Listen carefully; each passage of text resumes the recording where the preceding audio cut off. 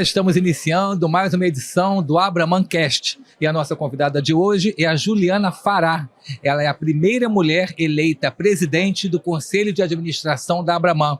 Por coincidência, ela tem a idade da instituição. Na verdade, um mês apenas mais velha, não é isso, Juliana? Porque quando ela nasceu em 84, logo um mês depois, 17 de outubro, a Abraman, então, era fundada, né? Era criada a instituição. E Juliana está aqui hoje durante o 40º Congresso Brasileiro de Manutenção e Gestão de Ativos, fez uma palestra lá de abertura, que segundo ela foi de improviso, mas pareceu altamente ensaiada. E vamos falar agora então com a mãe do Valentim, né, que acabou de nascer também, tem 105 dias. 105 dias, tá vendo? Você fez esse registro lá durante a apresentação.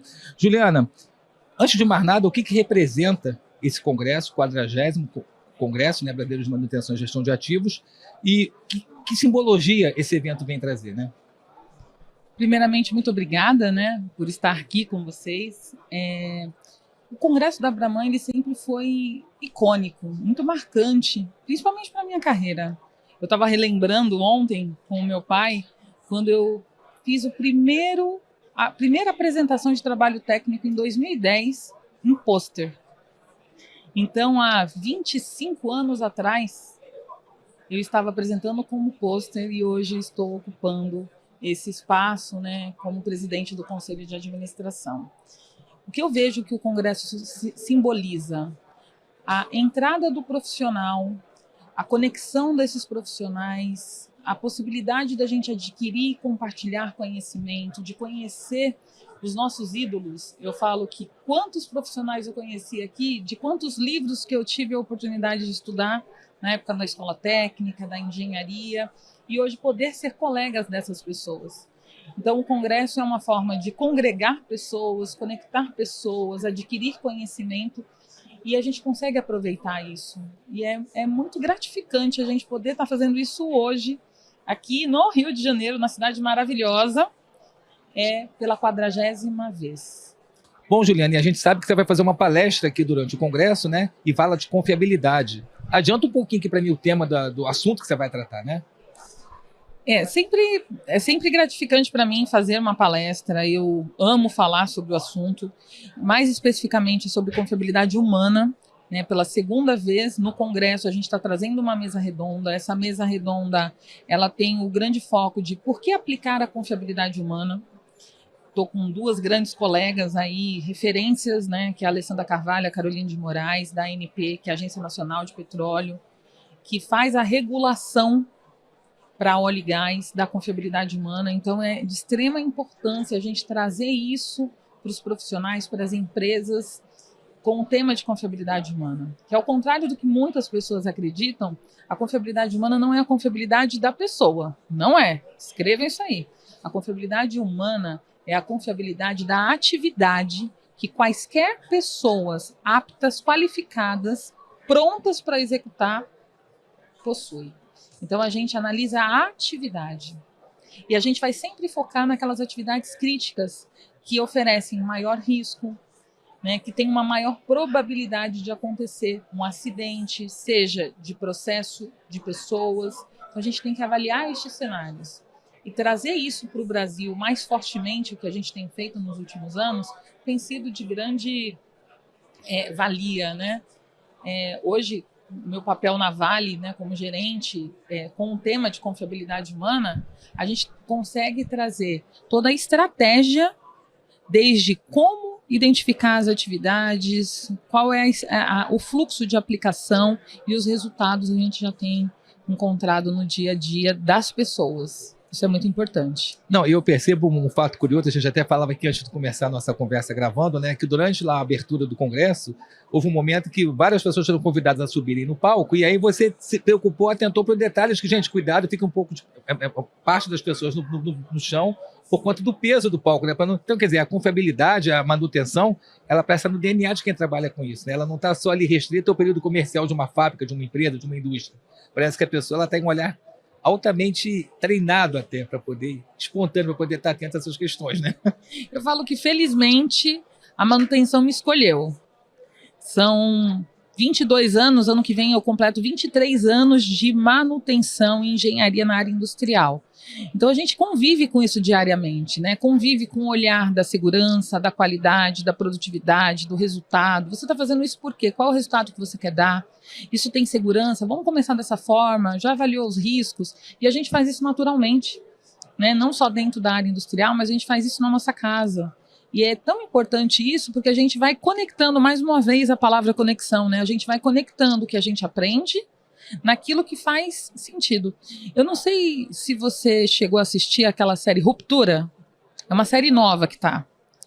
Essa série, eu ainda não finalizei, mas eu acho que ela é bem importante. Eu vou citar rapidamente hoje na palestra, na mesa redonda, sobre a palestra, essa série da Ruptura, onde eles são, ninguém é obrigado, mas eles fazem um procedimento cirúrgico definitivo, é assim que começa a série, para separar o profissional do pessoal. Então, quando ele chega na empresa, ele esquece quem ele era antes, ele não lembra nada. E quando ele sai de lá, ele esquece totalmente, inclusive as pessoas que ele conhece no ambiente profissional. Você imagina isso acontecendo hoje? Não, ficção pura isso, né? Exatamente. E o que a gente tem trabalhado cada vez mais? A gente tem cada vez mais trabalhado o quê? Comportamentos, vieses cognitivos, influências de fatores humanos para a gente conseguir ser quem somos em qualquer lugar e não fazer essa divisão, para que seja importante e bom onde a gente está, para que a gente se sinta parte e para que seja bom, porque dessa forma a gente consegue sim evitar riscos, perigos, acidentes, todas essas questões que podem levar a catástrofes, às fatalidades. E a confiabilidade humana vem trazer um pouco disso. Voltando assim, né, para esse arcabouço da confiabilidade como um todo, como você citou aí da mesa que a gente vai ter hoje à tarde. Bom, tem uma outra questão que eu não posso deixar de comentar com você, que é justamente esse pioneirismo, né, esse ineditismo, na verdade, de termos uma mulher ocupando a presidência do Conselho de Administração da Abraman. E aí eu tive a oportunidade de já entrevistar você em outros momentos e eu percebo que você tem metas aí, diria até um pouco ousadas para implementar no biênio, que é um biênio, né, isso de mandato. Fala um pouquinho para a gente, quer dizer, eu já tive a oportunidade de escutar, mas vamos colocar aqui no nosso AbramanCast um pouquinho dessas metas que você tem de criar uma sinergia entre as representações regionais, uma interlocução mais afinada com os comitês, com as instâncias de administração, o CB, enfim, o próprio CA. Já adiantei um pouquinho, né? Você já acabou de falar, né? Mas eu vou reforçar. Primeiro, quando a gente parte para a questão do conselho, né? Porque muitas pessoas falam assim, mas virou conselheira. Para ser um conselheiro, a gente constrói essa carreira, né? Toda essa parte de conselho, eu sou uma conselheira certificada, então fui buscar conhecimento, um legado, né, de pessoas que participam de outros conselhos para poder nos ajudar a cada vez mais ter estratégias muito bem definidas. Então é um biênio, são 2 anos apenas, né? Em 2 anos você fala assim, não dá para fazer milagre em 2 anos, mas acreditem, quando a gente foca, né, temos uma meta e a gente estabelece um processo, que a nossa gestão ela está muito pautada em estabelecer processos, a prova de pessoas. Por quê? Porque independente se vai ser a Juliana ou não que vai ficar, se eu tenho um processo que dá resultado, por que eu vou mudar este processo? Então, esse é o grande foco que a gente tem no nosso grande desafio do CA esse ano, esse biênio, é ter processos definidos. Claro, conectando, mais uma vez, regionais, com o Conselho Deliberativo, os comitês que só têm crescido, os associados. Como eu falei hoje na abertura, a importância de ter escuta ativa e colaboração. Se a gente tem esses 2 pontos, escuta ativa, a gente precisa de vocês, que vocês nos falem o que incomoda, quais são as dores, os pontos que são importantes para a gente continuar melhorando. O que acontece normalmente é que as pessoas reclamam, mas não registram isso para a gente poder melhorar. Então não adianta sair daqui falando, mas não ficou legal isso, e não participar de uma pesquisa de satisfação, para que nós, do Conselho, possamos analisar isso. Porque a gente preza pela imagem da Abraman, pela marca que foi construída há 40 anos. A gente não pode simplesmente não olhar para trás. A gente tem que olhar para trás. Mas o papel do conselho é olhar para o futuro de forma estratégica, mantendo a essência do que foi construído. Então a gente tem um desafio tremendo, a gente tem conseguido fazer muitas coisas, muitos pontos de inovações. Esse ano a gente já anunciou onde será o 41º Congresso, São Paulo, aí vamos nós, e vai ser incrível, e a gente precisa cada vez mais trazer as pessoas. Você viu lá na plenária hoje? Quantas primeiras pessoas vieram aqui pela primeira vez? Muita gente, isso é motivo de orgulho, porque a gente continua sendo uma associação atrativa. As pessoas querem estar, querem adquirir conhecimento, querem fazer parte. Isso é fenomenal. Juliana, aí me veio uma pergunta agora. Você acabou de dizer que o teu primeiro contato com o Congresso da Abraman se deu em 2010, 2011, que você falou, não foi? 2010. Então, 2010. Tem 15 anos que você apresentou um trabalho na seção pôster que você colocou. Isso. De lá para cá, olha a trajetória que você fez, passando por comitê feminino, hoje à frente do Conselho de Administração. O que você... Já temos uma história de 15 anos aí no cenário da manutenção e gestão de ativos no Brasil. Por esse caminho que você trilhou na Abraman, você pode estar me falando o que você já percebe que já mudou nesse mercado, nesse cenário? A gente consegue ver mudanças, a gente consegue... Eu acho que talvez seja uma...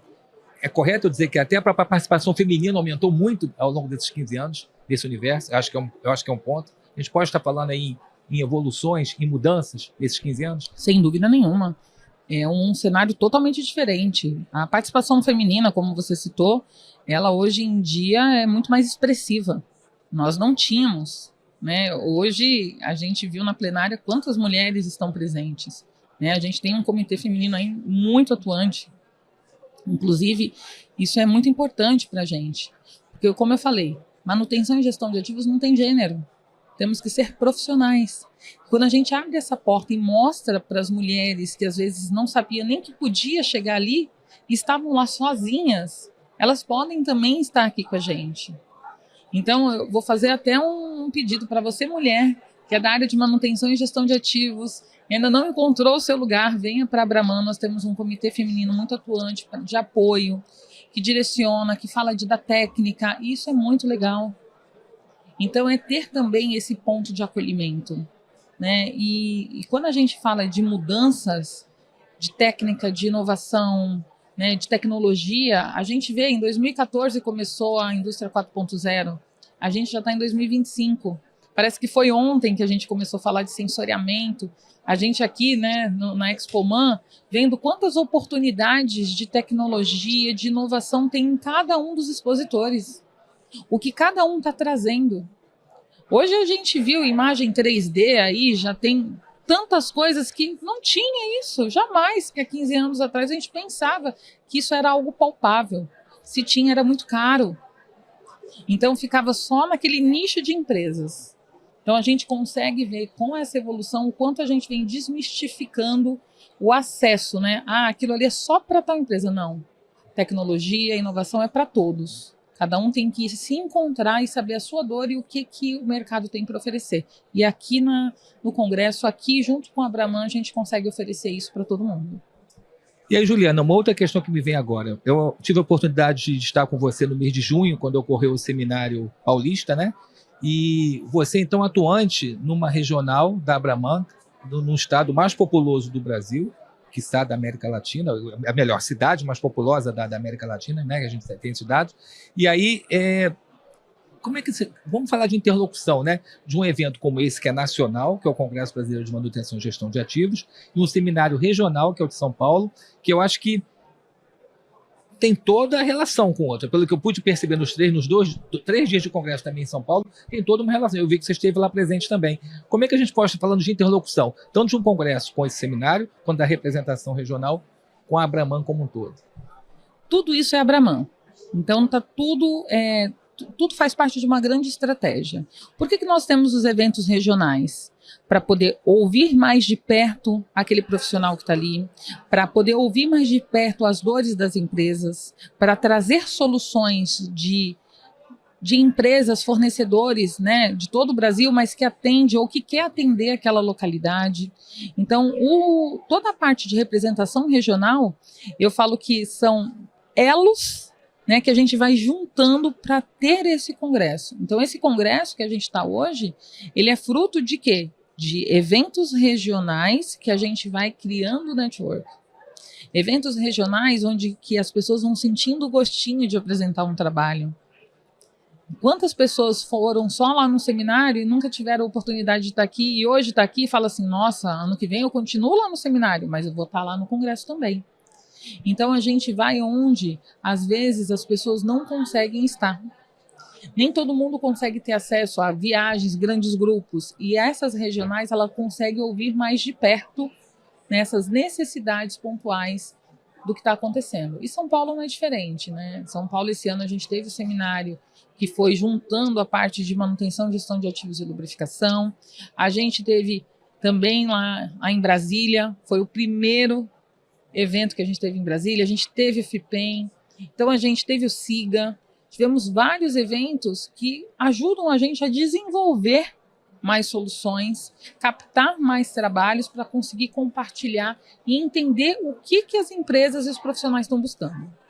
E aí, Juliana, voltando a falar dessa interlocução de um seminário que é regional em São Paulo com o Congresso, eu percebo que confiabilidade é um termo que tem sido muito recorrente nas discussões, nos debates em torno de manutenção e gestão de ativos. A gente está aqui com a 5ª edição da revista, que eu tive a honra e o prazer de publicar junto com vocês, e eu percebo que a confiabilidade, ainda que tenha um cerne, um viés assim muito bem demarcado, mas a gente está falando de confiabilidades no saneamento, na área hospitalar, na mineração, enfim, em diversos setores da indústria, da empresa. É correto isso, né? Eu percebo que existem nuances aí, estratégias que cada um vai fazendo a seu perfil. Confiabilidade é confiabilidade. Né? Eu gosto sempre de falar assim, confiabilidade ela é confiabilidade em qualquer lugar do mundo, em qualquer segmento. Claro que a gente vai entender o quê? Qual é o equipamento que você tem, qual é a atividade que você tem, e ali a gente vai fazer estudos e trabalhos específicos para isso. Mas o mais importante é que a gente não trate a confiabilidade como moda. Aquilo que, tá todo mundo fazendo, eu estou fazendo. Eu preciso entender que, se eu estou fazendo, tem que ter um propósito. E eu falo muito isso porque eu atuo com confiabilidade há muitos anos. Desde 2013 que eu atuo com confiabilidade. E quando começou, as pessoas falaram assim, eu tenho um setor de confiabilidade. Sério? Sim, eu tenho um engenheiro de manutenção lá que faz confiabilidade. Eu tenho uma analista lá que faz confiabilidade. Essa única pessoa é a sua confiabilidade? Essa única pessoa é a sua confiabilidade? Então, a gente sempre está fazendo isso. Eu dou aulas também, né, na área de confiabilidade. Eu falo isso muito para os meus alunos. Vocês fazem parte da confiabilidade? Quantas pessoas tem na sua equipe? Não, sou só eu, professora. Qual o software que você usa? Tem software para isso? Você calcula? Não, eu só faço análise de falha. Fazer análise de falha não é somente fazer confiabilidade. Tem muito mais por trás disso. Confiabilidade é probabilidade, é análise de dados, são estudos que vão dar resultado. E as pessoas precisam entender a importância disso, para não virar só um modismo, para falar assim, eu faço e está tudo certo. E trazendo isso para os congressos, mostrando os trabalhos reais, cases reais, com resultados reais, a gente faz, desde a alta direção a toda a cadeia, entender o que é a confiabilidade. Juliana, eu vou retomar uma publicação que vocês lançaram no congresso do ano passado em Salvador, que é um livro, Engrenagens Femininas, que vocês, integrantes do Comitê Feminino da Abraman, lançaram no congresso passado. E ali você é uma das autoras, né? São 40 autoras, se eu não tiver, né? Se eu não tiver falhando a memória. E aí eu te pergunto assim, agora a Juliana é mãe. Há 105 dias, o Valentim chegou, não é isso? Isso. E aí, e eu sei que você tem uma fala muito ativa também com relação a perfil feminino no mercado de trabalho, a inserção da mulher no mercado de trabalho, a como tem que ser incentivada essa equidade no mercado de trabalho. E agora você de fato é mãe, você de fato está do lado de lá, digamos assim, não é mais apenas mulher, é mulher e mãe agora. Muda muita coisa? As expectativas se renovam, se transformam? Como é que fica agora a cabeça da Juliana Fará, da mulher que agora é mãe e que precisa dar conta de todas as exigências desse mercado de trabalho, que não é fácil? Uma boa pergunta. Eu vou responder da seguinte forma: não sei ainda. Eu estou ainda na licença maternidade da Vale, retorno em janeiro. Tenho todo o apoio da minha gestão. Então, durante toda essa licença, a minha gestão entra em contato comigo, meus gestores, o Márcio Muniz, incrível, que eu tenho o prazer de dividir aí o meu dia a dia, a minha rotina.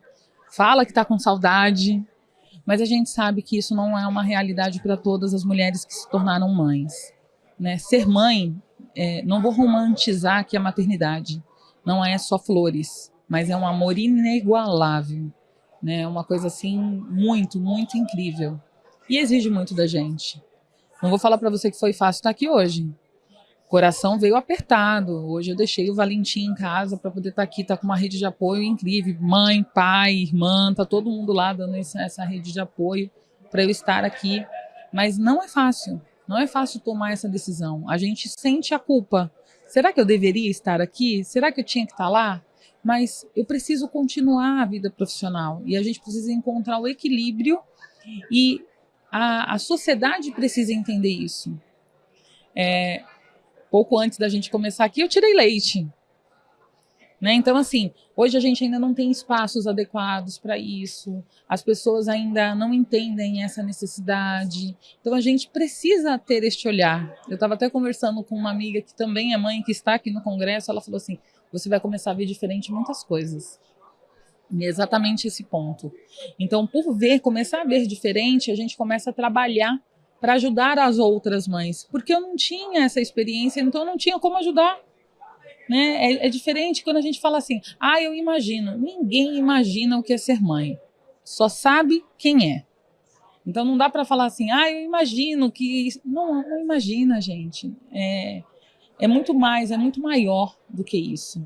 E a gente precisa preparar locais, trazer esse ponto para as empresas, para ter ponto de amamentação, né, de lactação, ter uma licença que realmente seja respeitada por todos, ter o apoio das pessoas, né? Vai lá, oferece uma água, porque com certeza ela não lembrou de beber água e isso vai fazer uma diferença. Então, assim, é ser cortês também. Não estou falando para os homens, para todo mundo ser, né? Ter a empatia de entender que sim, é lindo a maternidade e é o que vai dar sequência na nossa vida. Mas a gente precisa entender que sozinho a gente não consegue. E a gente precisa de uma rede de apoio, seja no trabalho, seja num congresso, seja em casa, seja onde for. Isso é muito importante. Então, estou vivendo ainda. Espero dar bons depoimentos e também vou trazer os perrengues, porque não é fácil não, tem perrengue também. Juliana, eu fico pensando agora numa pergunta de um que mais subjetivo, digamos assim. Tem uma frase do escritor português José Saramago, que eu li agora recentemente, e tem me habitado bastante os pensamentos. Eu vou trazer para a gente, para o nosso universo aqui da nossa conversa. Ele diz, entre outras coisas, que é preciso caminhar bastante para se alcançar o que está perto. Eu fico pensando, né? Que trajetória é essa? Que caminhada longa é essa para se chegar ao que talvez já deveria ser óbvio, que é a equidade de gênero no mercado, que são as empresas com confiabilidade nota máxima. Quer dizer, o que tanto ainda precisa se caminhar como cidadã, como mulher, como mãe e como engenheira, como especialista em confiabilidade, para se alcançar, que a gente já sabe que precisa ser alcançado, né? Como é que, não sei se eu me fiz claro, eu acho que o que caminhada é essa que a gente precisa fazer para poder dar conta de coisas que talvez já deveriam ter sido transpostas, mas acho que é um desafio humano de alcançar. A gente está fazendo o básico, né? A gente ainda está fazendo o que é óbvio, né? Quando a gente fala que está fazendo confiabilidade, que a gente está fazendo tecnologia, são coisas óbvias que parece que é coisa do outro mundo, mas é o arroz com feijão.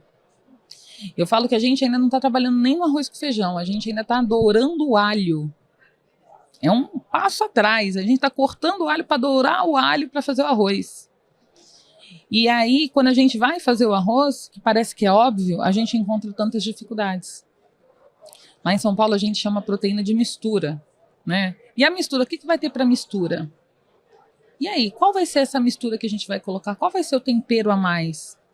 Hoje, então, a gente ainda está ou deveria estar mais avançado, mas a gente ainda está fazendo coisas que são muito óbvias.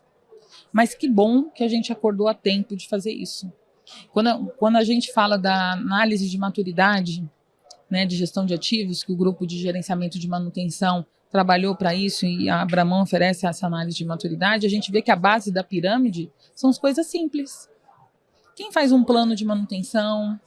Quem tem um software? Não estou falando o melhor software do mundo, um software para poder colocar os dados, fazer os apontamentos. Como que você tem tratado o seu profissional de manutenção?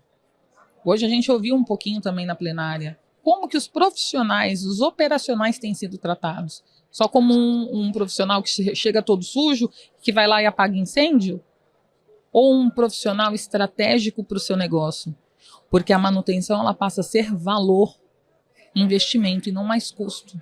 Não aquela área que tem que ficar lá escondida na sua indústria, lá atrás.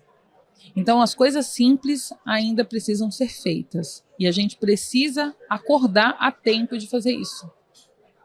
Juliana, a gente está se aproximando do nosso tempo e eu queria pedir para você deixar uma mensagem, talvez alguma coisa que eu tenha esquecido de perguntar, alguma coisa que talvez tenha ficado faltando, alguma mensagem talvez para o espectador, enfim, alguma coisa que você queira deixar como um marco aí da nossa conversa, da sua experiência, da sua presença aqui nesse congresso.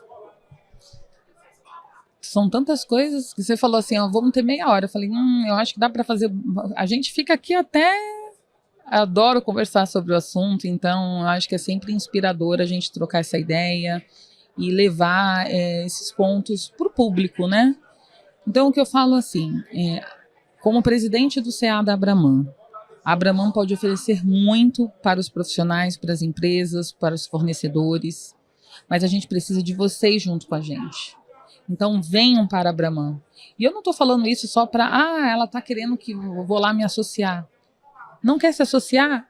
Contribua. Você vai começar a ver como é importante estar aqui com a gente como associado, quantos benefícios. A gente falou, a gente vai sair para 70 normas com acesso, né, irrestrito a partir do ano que vem.